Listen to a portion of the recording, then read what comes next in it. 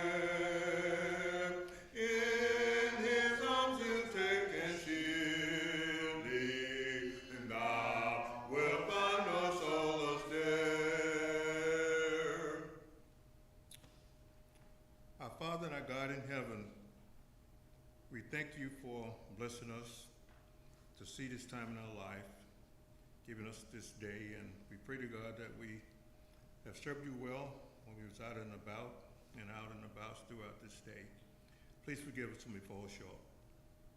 Our Father, we have many on our heart, many on our mind that we need to lift them up to you in prayer and asking you that you would, somewhere in your time and you're the great physician, that you would tend to all our needs and all our cares. Our Father, everybody on our prayer list, we want to hold up to you the Frank Hickman family, junior and senior. Both families, dear God, please comfort them and bless them during this time as they are struggling with this time in their life. We ask, dear God, that you would be with the Kemp family, Dale and Ken. Strengthen them both, dear God, and we love them, and we pray, dear God, that you might continue to bless them and give them many, many more years in your service. We thank you, dear God, for what we learned tonight about Nicole, our sister Nicole Elledge, that she'll be okay, have the broken blood vessel here, I'm chanting that. Please be with the Solomon family. Please be with Deborah and Mike and everybody who's helping him through this time. Bless him, dear God, and to give it back to her much, back to her life. And again, dear God, everybody on our prayer list here, many there, you know what our needs are. Our Father, the ones that are still recovering and struggling from devastation that happened during the natural disasters in Florida and across other places, the Carolinas, we ask you, God, that you might continue to work with them and make them whole, dear God, as best you can, using, you know, that your will be done. And bless our shut-ins, dear God, that we're so thankful, dear God, that we have the measure life that you give us, the measure health that you give us. We ask you, God, that you might help us always to be thankful for this and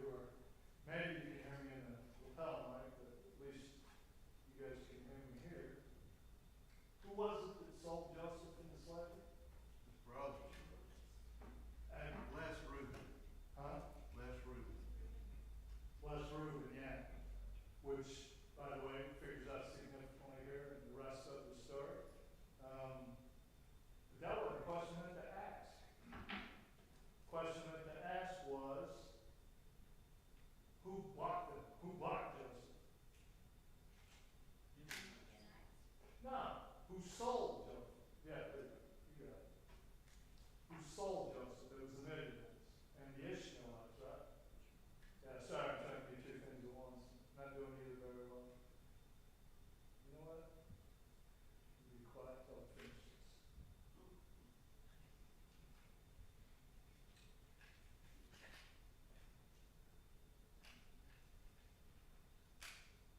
The answer to the age-old question? No, I cannot walk and chew bubble gum at the same time.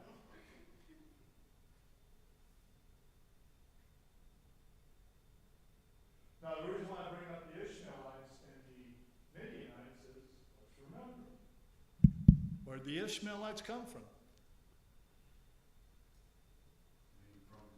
Originally, who's Ishmael? Ishmael's descendants from Midian. Ishmael is Abraham's son, is the point I'm making. Who's Midian? It's Abraham's son as well.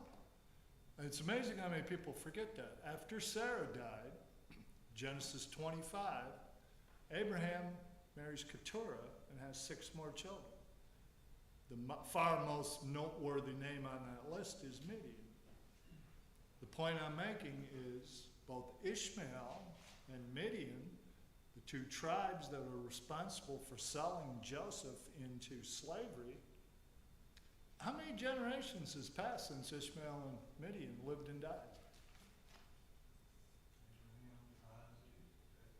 Yeah, we're talking about maybe the Ishmaelites and the Midianites that actually sold Joseph into slavery.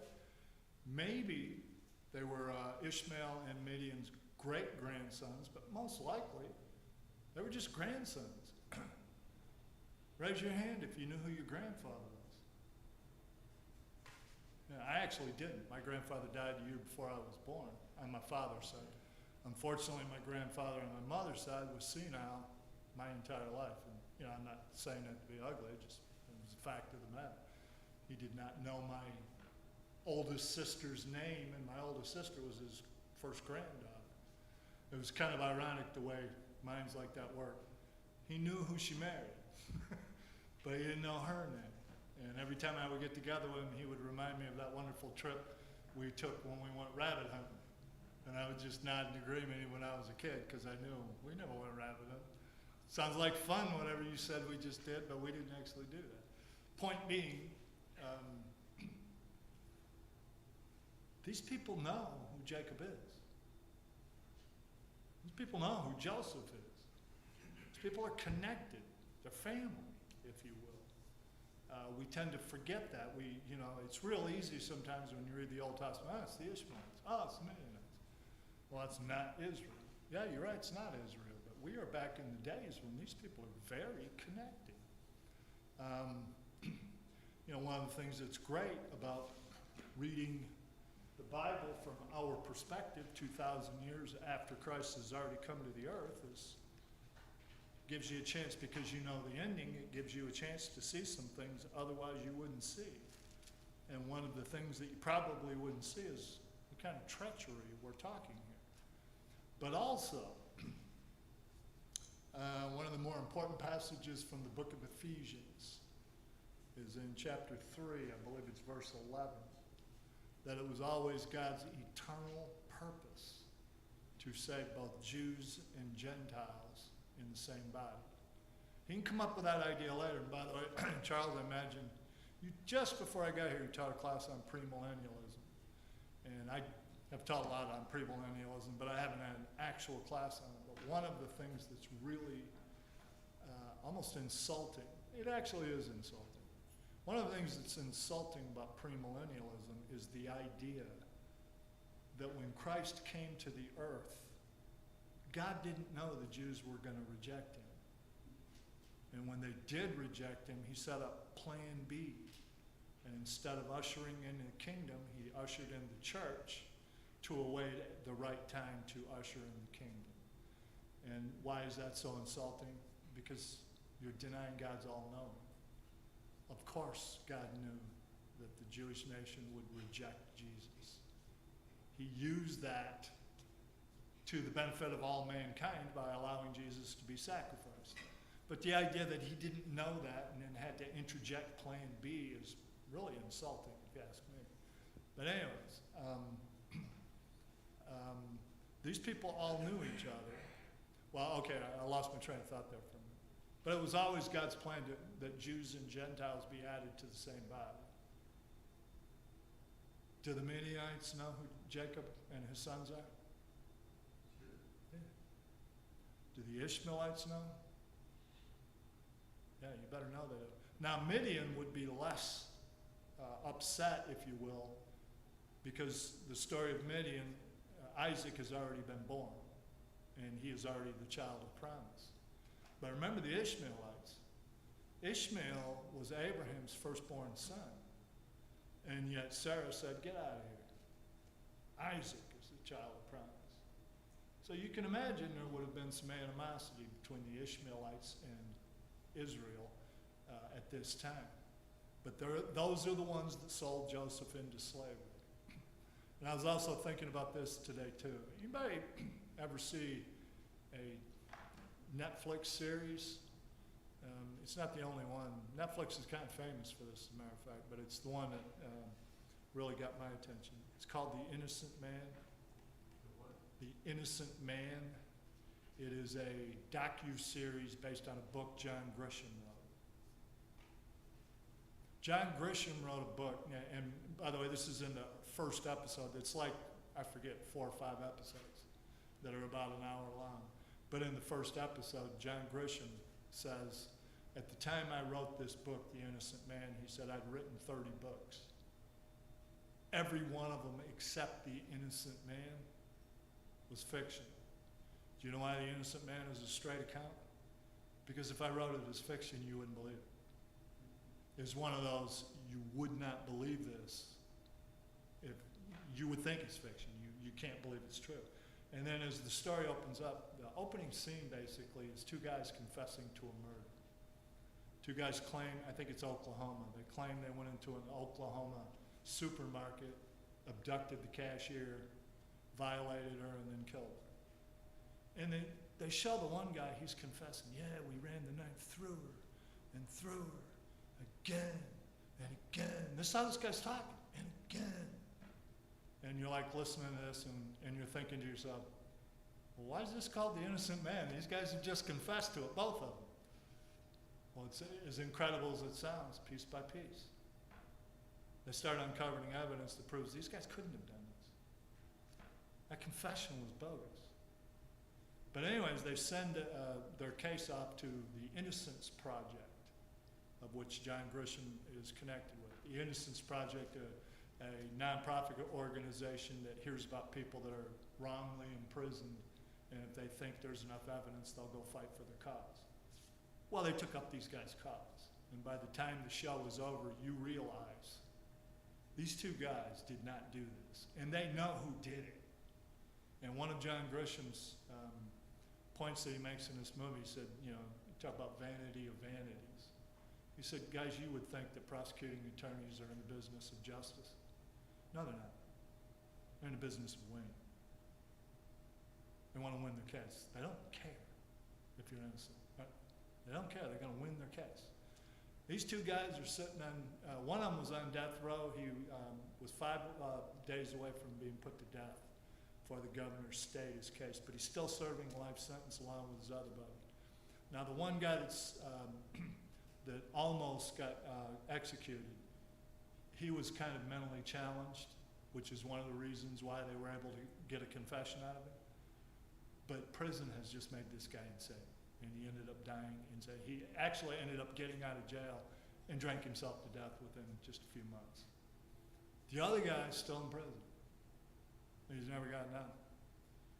And it's like, I'm sure he would call himself a Christian, but probably not in our sense of the word, but he's the sweetest guy you ever want to meet. And they bring him in and they interview him as an old man, and he was, teenager when he got arrested. Now here he is, this old man, sweetest guy you'd ever want to meet. He's been sitting in jail his entire life, innocent. And the reason why I bring all that up is because you probably have your own stories, but can you imagine being in prison for years and you haven't done anything? That's Joseph's life. He hadn't done anything. What's the greatest thing you can charge Joseph with? Maybe he shouldn't have told his brothers about his dreams. Maybe he shouldn't have told his dad that he needed to correct him. But he certainly didn't deserve the life that his brothers ensured that he had. Sold to the Ishmaelites and the Midianites who knew Abraham. And off he goes into slavery. And yet, as we already discovered last week, sold to Potiphar. What's the first thing Potiphar figures out about Joseph? Blessed by God. He's blessed by God. I put him in charge of everything.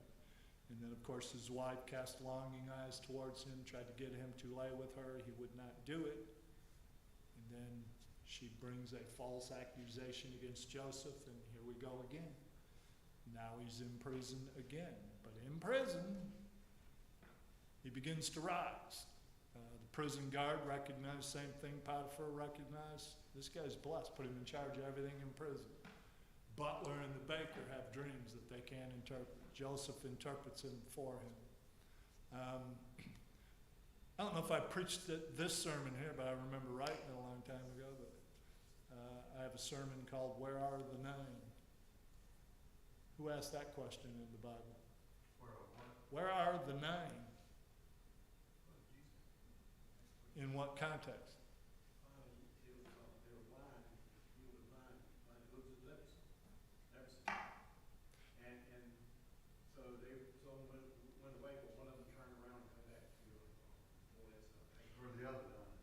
Well, and the interesting thing about when Jesus did that, by the way, think about how carefully he followed the law. He encounters 10 lepers. Why did they go away from him? You remember? Well, you sent them To who? the priest Because according to the law, you are not clean until the priests announce you clean. So Jesus followed the law. Go up, present yourself to the priest. Out of the 10, only one came back. What's the lesson about the other 9? Well, it portrays him as being unthankful. Ungrateful. It's the exact same thing. That's where we ended last week, guys. Just a new way of saying what we said last week. Ingratitude. What a good month to talk about gratitude and ingratitude. But the baker should have immediately told Pharaoh what Joseph could do. But he left him in prison for yet another 2 years. But again, imagine, Joseph's life up until now. Anybody remember how old he was when he got sold into slavery? Well, he was 30 when he went before the Pharaoh, so he was... I'm sure I got it highlighted. See if we can find it. Be in chapter 37, verse 2. This is the genealogy of Jacob. Joseph, being 17 years old, was feeding the flock. That's when his brother sold him into slavery. So he's 17 years old when he goes into slavery. So what's his life been like for 13 years? So he, in essence, got a 13-year sentence. And of course, we read the story of Joseph getting thrown into prison because of Potiphar's wife. And we'll pick it up in chapter 41 now. Just to go ahead and read again verse 23 of chapter 40. Yet the chief butler did not remember Joseph, but forgot him. And again, imagine you're in prison and you think every day they're going to come and announce I get to go home. Joseph doesn't know when the baker's going to actually tell Potiphar, but he's just got to tell him. Come on, why wouldn't he tell him? And yet he never does. So I wonder just how often Joseph woke up in the morning with that sense of hope that finally the baker will tell Potiphar and I'll be rescued from this place, but it never came. And of course, the other thing that I love about, you paint the picture, and I think it's a realistic picture, but how well would you have held up under similar circumstances? And yet we don't read of any character flaws in Joseph. He's an amazing young man. Chapter 41, then it came to pass at the end of 2 full years that Pharaoh had a dream, and behold, he stood by the river. Suddenly there came up out of the river 7 cows, fine looking and fat. They fed in the meadow. Then behold, 7 other cows came up after them out of the river, ugly and gone, and stood by the other cows on the bank of the river. Of course, what river are we talking about there? It's Nile. Nile, Egypt would be just another part of the desert were it not for the Nile overflowing its banks every year and enriching the pasture land that was around the banks, and it made it a very fertile place. But you take the Nile was the absolute lifeblood of Egypt, absolutely depended on it. And by the way, the cow was worshipped as sacred and also was connected with fertility. So, gaunt cows, verse 4, ate up the 7 fine-looking fat cows, so Pharaoh awoke. He slept and dreamed a second time. And suddenly, 7 heads of grain came up on one stalk, plump and good. Then behold, 7 thin heads, blighted by the east wind, sprang up after them. We've all heard the term nor'easter. And you know when you hear that term, it's a bad storm coming out of the northeast. East wind for this part of the world meant that dry, arid, drought conditions is what that meant, because it's coming across the desert. And the 7 thin heads devoured the 7 plump and full heads. So Pharaoh awoke, and indeed it was a dream. Now it came to pass in the morning that his spirit was troubled. And he sent and called for the magicians of Egypt and all its wise men.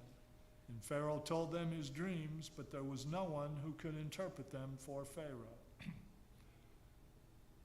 Now that's kind of interesting that nobody even took a guess at it. This reminds me of Daniel. What's the difference between this and Nebuchadnezzar? You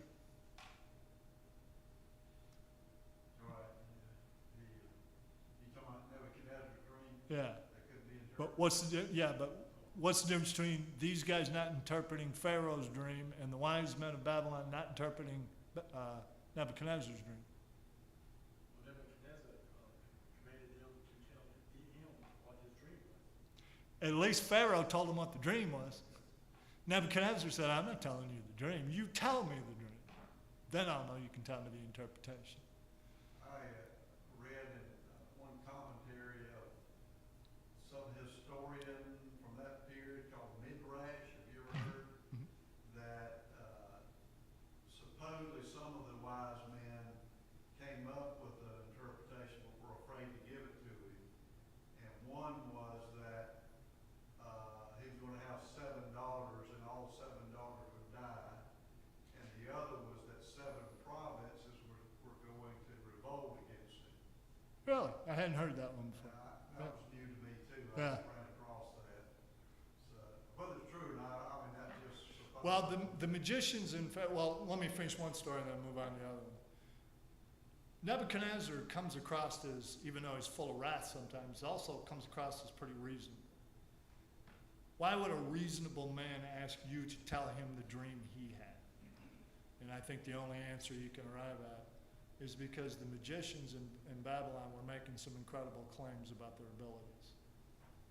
Nebuchadnezzar called them on the carpet for it. The magicians here in Egypt do not seem to be making those same kind of claims. He goes ahead and tells them the dreams, but they don't really know how to interpret. And Charles, that's the first time I even heard that there's somebody made an attempt at it. Anyways, he obviously didn't buy it. But the magicians in Pharaoh in Egypt kind of perplexed me. Does anybody remember in the book of Exodus?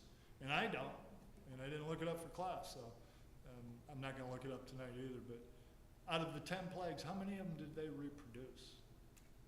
I mean, they what? Did the magicians reproduce? Didn't they throw a staff down that became a snake as well? Yeah. Didn't they turn water into blood as well? I forget which miracle it is where they finally threw up their hands and said, this is the power of God here. But they were able to do some of the tricks, yes. But it certainly was the last one he couldn't do. Oh, absolutely. It was much earlier. It was like the 3rd or 4th one. But they did at least 2 or 3 of the early plagues. I remember my instructor in school when we were studying Exodus, he asked a great question. And I think he actually liked my answer. But the question was, the magicians in Egypt, Were they operating on magic, or were they by magic, or were they doing some genuine miracles?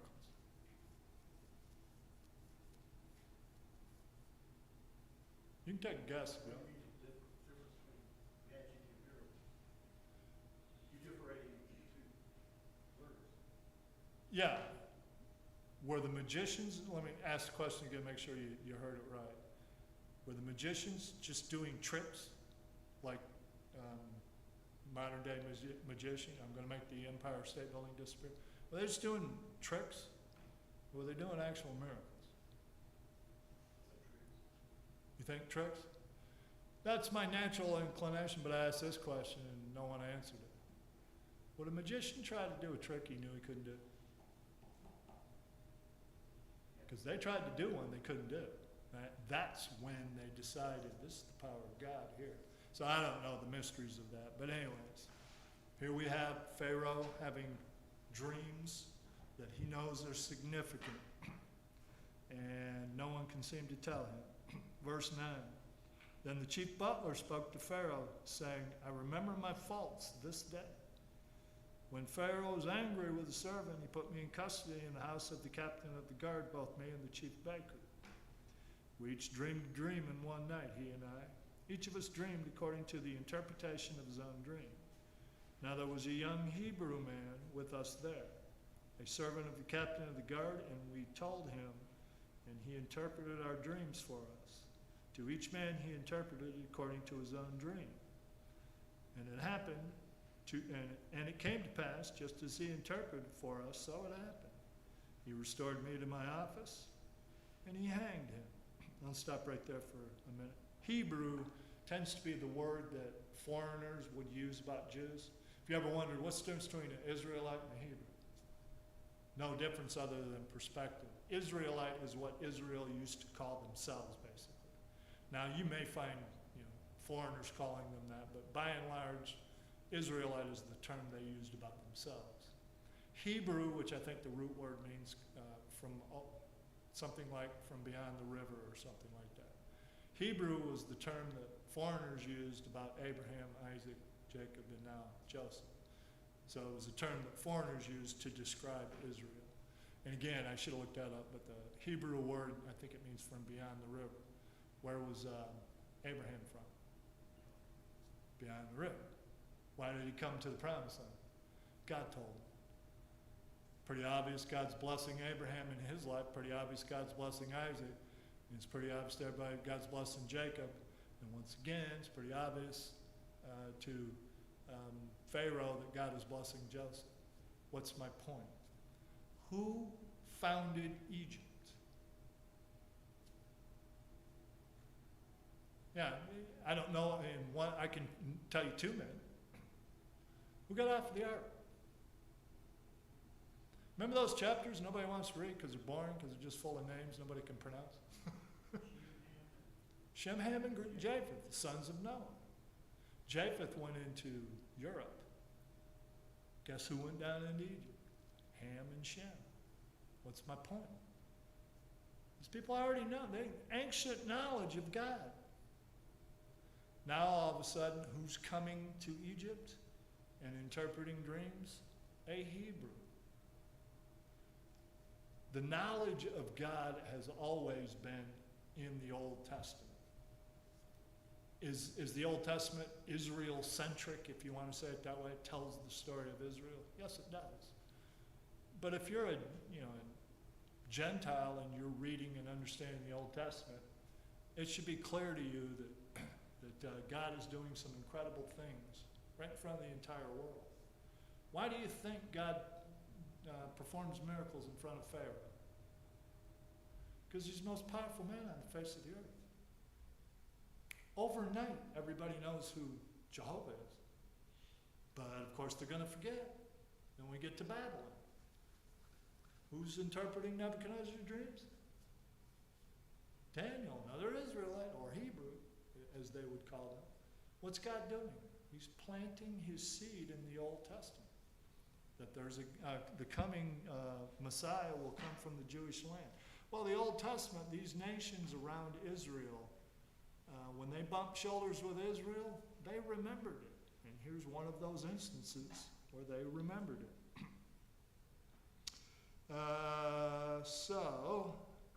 Verse 14. Then Pharaoh sent and called Joseph, and they brought him hastily out of the dungeon. And he shaved, changed his clothes, and came to Pharaoh. So you can imagine what he looked like in prison, being a Jew. Most likely had a long, scraggly beard, and who knows how hygienic he was, even though he found favoritism in the captain of the guard, so he might have been treated more humanely than a lot of prisoners, but still he was a Jew. Probably got long hair and got a beard. And whatever clothing he's wearing is unacceptable. So they shave him and put him in garments and bring him in front of Pharaoh. Verse 15, and Pharaoh said to Joseph, I have dreamed a dream, and there is no one who can interpret it. But I have heard it said of you that you can understand a dream to interpret it. So Joseph answered Pharaoh, saying, it is not in me. God will give Pharaoh an answer of peace. Anybody remember Daniel said something similar when Nebuchadnezzar called him in chapter 2, book of Daniel? It's not because I have any more wisdom than anybody else. Not because of what I know. It's because of who I know. And here we got Joseph doing the same thing. He immediately points to God. By the way, didn't we already read that passage last week? Yeah, remember chapter 40, verse 8? And they said to him, we each have dreamed a dream, and there is no interpreter of it. And Joseph said to them, do not interpretations belong to God? Tell them to me, please. So once again, he's as a truly great warrior of God, or soldier, or servant, maybe is a better word. As a great servant of God, he's humble. He recognizes this isn't his great power, this is the power of God. Does anybody remember why Paul chastised the church at Corinth for their use of tongues? They were doing it for themselves. They were showing off. Yeah. This isn't about delivering God's message to people who wouldn't understand what God wants them to know unless you put it in their language. This was about, look at me, I can speak 2 languages. I must be special in the eyes of God. That's why Paul said, I'd rather hear 5 words with understanding than 10,000 words in a tongue. I had an interesting experience. I had kidney stones when I lived in Palm Harbor. It was before I met Nick. I had a wonderful roommate. I was in the hospital for like 3 days. I had a wonderful roommate, but he was Catholic. And apparently I was in the hospital on Sunday. And I'm in, laying in bed, minding my own business. I'm in the one right by the door. He's in the window. All of a sudden, here comes a Catholic priest. Walks right by we acknowledge each other. He doesn't know I'm a preacher. He's a patient in a hospital gown like everybody else. He walks over there, pulls the shade, and the next thing you know, I'm starting to hear Latin. And the guy's taking the Lord's Supper, or Mass, I guess I should say. And then the whole thing was in Latin. What do you think the guy said when he was done? That was beautiful, Father. And I'm like, they still had the shade pulled on them. They're like, you don't know anything about what he just could have cursed your mother and you wouldn't have even known. I'd rather, and of course the first thing I think of is Paul in 1 Corinthians 14. Rather speak 5 words of understanding than 10,000 words in the tongue. It's amazing just how many people don't see certain things that the Bible pretty clearly teaches. But anyways, you could think you're pretty special. But Joseph, being the example that we all should follow, immediately gives God the credit. Verse 17, then Pharaoh said to Joseph, behold, in my dream I stood by the bank of the river. Suddenly 7 cows came up out of the river, fine looking and fat, and they fed in the meadow. Then behold, 7 other cows came up after them, poor and very ugly and gaunt, such ugliness as I had never seen in all the land of Egypt. And the gaunt and ugly cows ate up the first 7, the fat cows. And when they had eaten them up, no one would have known that they had eaten them up, for they were just as ugly as at the beginning. So I awoke. Also I saw in my dreams, and suddenly 7 heads came up on one stalk, full and good. Then behold, 7 heads, withered and thin and blighted by the east wind, sprang up after them. And the thin heads devoured the 7 good heads. So I told this to the magicians, but there was no one who could explain it to me. And Joseph said to Pharaoh, the dreams of Pharaoh are one. God has shown Pharaoh what he is about to do. The 7 good cows are 7 years, and the 7 good heads are 7 years. The dreams are one. And the 7 thin and ugly cows which came up after them are 7 years. And 7 empty heads blighted by the east wind are 7 years of famine. This is the thing which I have spoken to Pharaoh. God has shown Pharaoh what he is about to do. Indeed, 7 years of great plenty will come throughout all the land of Egypt. But after them, 7 years of famine will arise. And all the plenty will be forgotten in the land of Egypt. And the famine will deplete the land. So the plenty will not be known in the land because of the famine following it, for it will be very severe. And the dream was repeated to Pharaoh twice, because the thing is established by God, and God will shortly bring it to pass. Now therefore let Pharaoh select a discerning and wise man, and set him over the land of Egypt.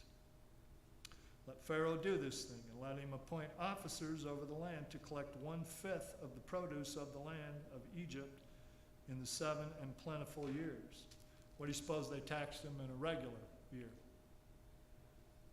Generally speaking, it was 10%. So they just doubled. In other words, to get right for these 7 years, the tax just doubles overnight. But of course, it's for a very good reason, and it wouldn't matter because Pharaoh is the king, and no one can argue with him anyways. And let them gather all the food of those good years that are coming, and store up grain under authority of Pharaoh. And let them keep food in all the cities. Then that food shall be as a reserve of the land for the 7 years of famine, which shall be in the land of Egypt. The land may not perish during the famine.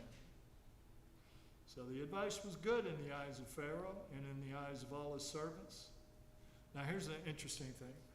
Well, actually, I guess I already know the answer. Now, assuming the story Charles just told is true, why didn't Pharaoh believe that, but he believes Joseph? For some reason he believes it.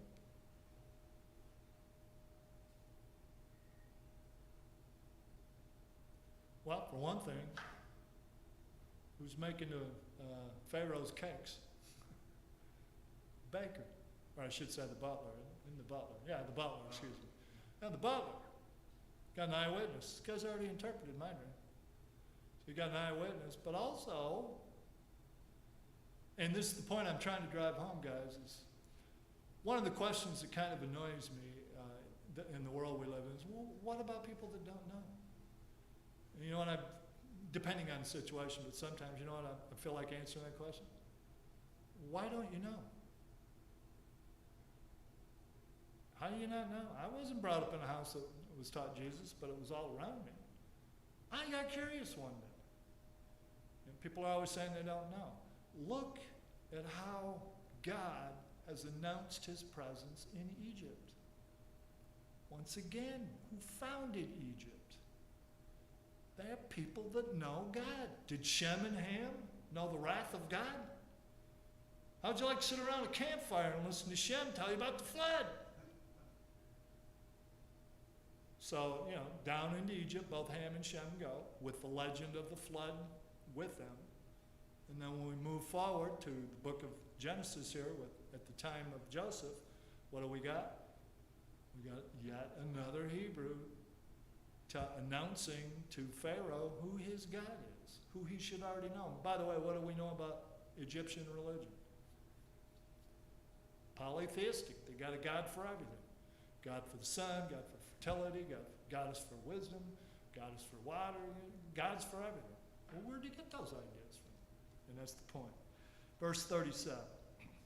So the advice was good in the eyes of Pharaoh and in the eyes of his servants. And Pharaoh said to his servants, can we find such a one as this, a man in whom is the Spirit of God? Sounds to me like he understands that Joseph is to be listened to above all his own magicians. And Pharaoh said to Joseph, see, I have set you over the land of Egypt. Then Pharaoh took a signet ring off his hand and put it on Joseph's hand. And he clothed them in garments of fine linen. and put a gold chain around his neck. And he had him ride in the second chariot which he had. And they cried out before him, bow the knee.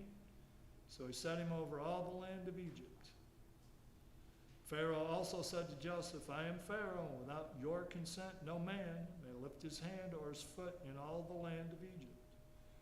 And Pharaoh called Joseph's name Zaphnath or Zaphnath Paneah. And that's what I got this book out for. There is no Hebrew word for that, so we don't really know what he changed his name to as far as what it means. And he gave him as a wife Asenath, the daughter of Potiphera, priest of On. So Joseph went out over all the land. Joseph was 30 years old when he stood before Pharaoh, king of Egypt. And Joseph went out from the presence of Pharaoh and went throughout all the land of Egypt. And we'll stop right there for a minute. So obviously, his 13-year ordeal is over in the blink of an eye.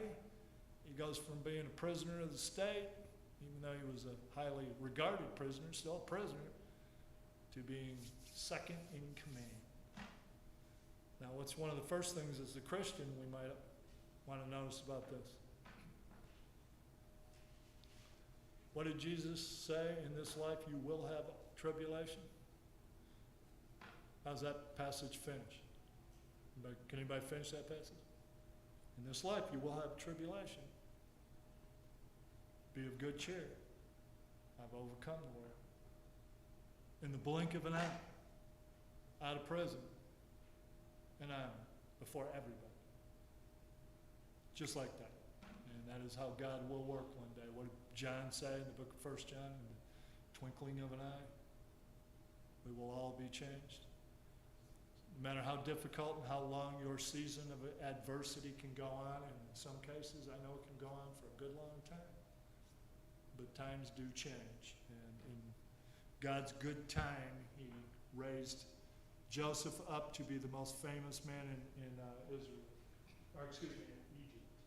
And again, this is in Egypt. Let me see if I can find that quote real quick. I don't think I marked it like I meant to. What verse is that?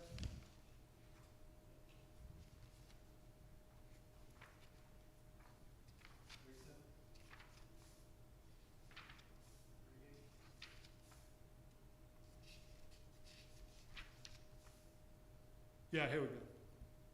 Let me just read a few sentences for you with some of these names. Did we read them all yet? Yeah. Zaphnath Paneah, Zaphnath Paneah, Asenath, Potiphera, priest of On. Notice priest of On. What does that mean? Well, here, let me read this. Here we go. Joseph was also given an Egyptian name, Zaphnath Paneah, a name of uncertain derivation and said to be meaningless in Hebrew. He took his wife, an Egyptian named Asenath, the daughter of Potiphera, a priest of On, a characteristically Egyptian tableau of investiture. Joseph is made viceroy of Egypt. He is second only to Pharaoh. His house is the center of administration. He is the keeper of the king's seal. The runners before his chariot of state cry Abrak, which suggests the Egyptian to thy heart to thee. Beware, make way. These three names indicate pretty clearly the nature of the religion at the time prevailing in Egypt. Asenath signifies belonging to Neth. And Neth was the Egyptian Minerva. Potiphera means belonging to the sun. And On seems to have been identical with the Syrian Baal sun god. The Egyptians were in fact were wholly given to idolatry. Minerva was the Roman goddess of wisdom. The sun god in Egypt was most generally known as Ra. His seat of worship was at Heliopolis in the Delta. Herodotus, the father of history, relates in detail the circumstances of his visit to Heliopolis. I've got a possible meaning of Joseph's name. Go ahead, let's hear it.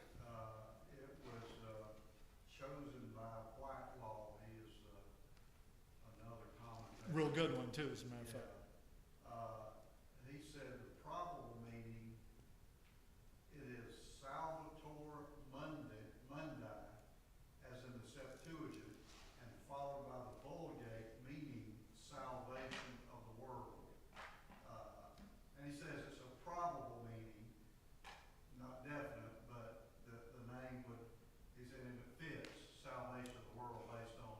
Yeah, I hadn't heard that, but I am most certain that it was a name most complimentary to what he had just done.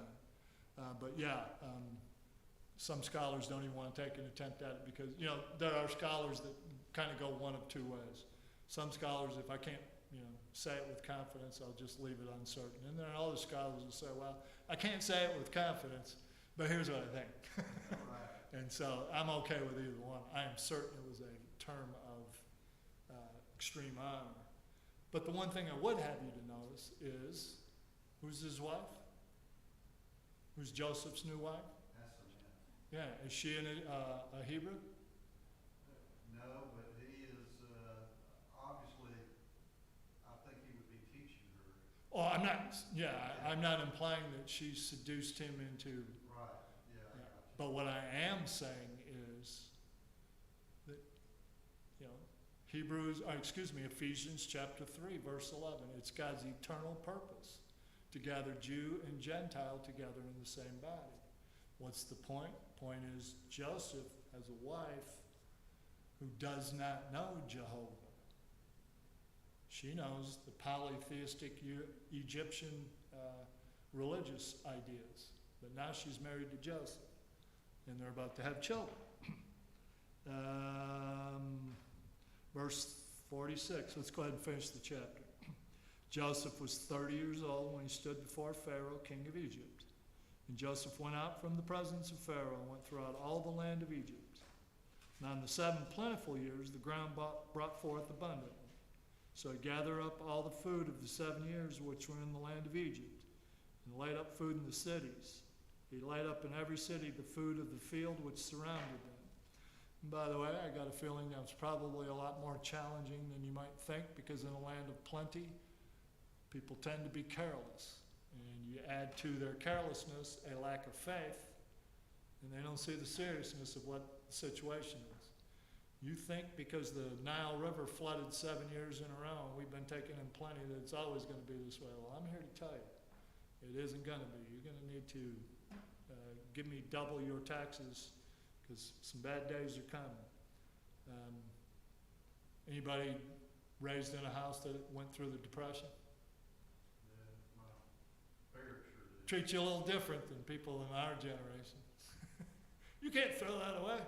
We can get another 10 years out of that. But anyways, I'm sure that was more of a challenge than it sounds. Joseph gathered up very much grain as the sand of the sea until he stopped counting, for it was without number. And to Joseph were born 2 sons before the years of the famine came, whom Asenath, the daughter of Potiphar, priest of On, bore to him. Joseph called the name of the firstborn Manasseh, for God has made me forget all my toil and all my father's house. Something about that. Child's first name, let's put the past behind me. Those were some horrible years. And the name of the second he called Ephraim, for God has caused me to be fruitful in the land of my affliction. Now, for those of you who may not realize this, Jacob had 12 sons. In the book of Joshua, the land is divided up into 12 territories. But Joseph doesn't get any. Why not? These 2 names right here, Ephraim and Manasseh. His 2 sons at the end of the book of Genesis will be adopted by Jacob himself. Joseph never gets territory in the land, but his 2 sons do. And in reality, there are 13 tribes. Stop thinking about it. Joseph's got 12 sons.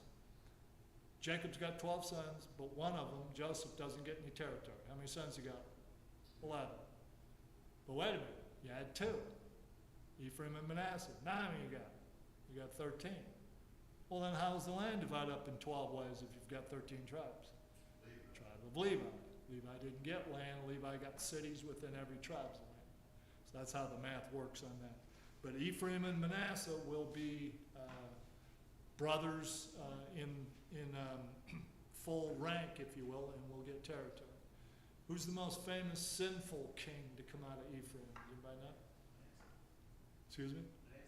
No, he was in Judah. He had to be in the line of Judah, I believe. Jezebel's husband? Yeah, I probably should ask a better question. That's a pretty good answer there, too. No, actually, no, I don't know who Ahab is from. The one I'm thinking of is Jeroboam. He's the one that set up the false system of worship in 1 Kings chapter 12. He made Bethel and Dan the high places in Bethel and Dan.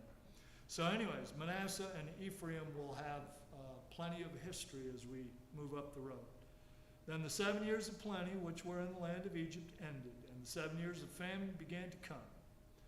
As Joseph had said, the famine was in all the lands, but in all the lands of Egypt there was bread.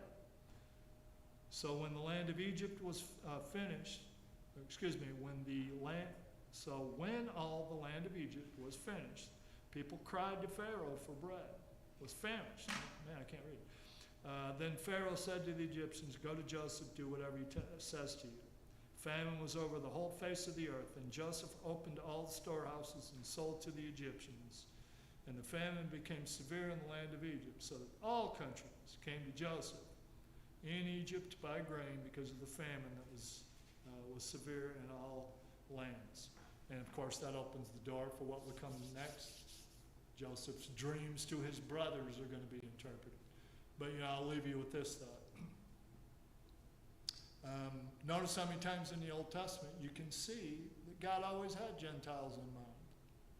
They were always going to be a part of his kingdom. What have we already learned? In chapter 38, who does Judah, the tribe Jesus will come from? Who does he impregnate? His daughter-in-law. Remember, she was married to and then On, and then she dresses as a prostitute. He impregnates her, and she ends up having Perez, who's in the line of Jesus. Yeah, a Canaanite. Thank you. I'm glad you added that. There's a Canaanite in the line of Jesus. Who's Rahab? In the line of Jesus from Jericho. Who's Ruth? She's a Moabite in the line of Jesus. Who's Manasseh and Ephraim? The daughter of their mother is the daughter of a priest of On. And again, what's the point I'm trying to make? It's kind of almost inconceivable to me that the Jews read their Old Testament and can't see how obvious it is that God always included. Pure bloodline. Yeah, and God always included everybody. The gospel is for all. And you can see the seeds being laid in the Old Testament as early as the book of Genesis. With God, he's no respecter of persons. You seek after him, you will find him. You obey him, you will be saved. It does not matter where you came from, what language you speak. Really coming full circle. I mean, you start with Adam and Noah, and you're ending up coming back into one body again, except this time in the church. It's just kind of sad how many societies there are that have so far removed from God, and yet they have a little bit of knowledge. Anyways, we'll leave it right there. It's already 8:04. Thank you all for coming in, tuning in online. Sorry about the battery, but at least we got it fixed. Fellowship meal again on Sunday, but it's just finger foods, but no evening worship. And once again, do not forget, set your clocks back. Get that extra hour. I love it. I wish we could do this twice a year. Go ahead and set the clocks back in spring as well. But anyway, let's go ahead and go to God in prayer.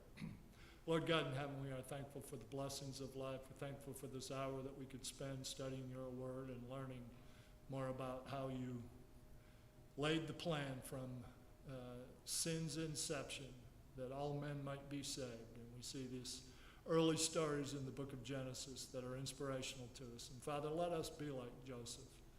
For we all have difficult days, Father.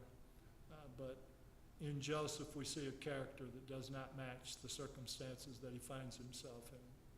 And we know, Father, that we should be the same way, that no matter what is going on in our lives, no matter how difficult it is, people should still see the hope that is in us through your Son, in whose name we pray. Amen. All right. Thank you for coming, guys.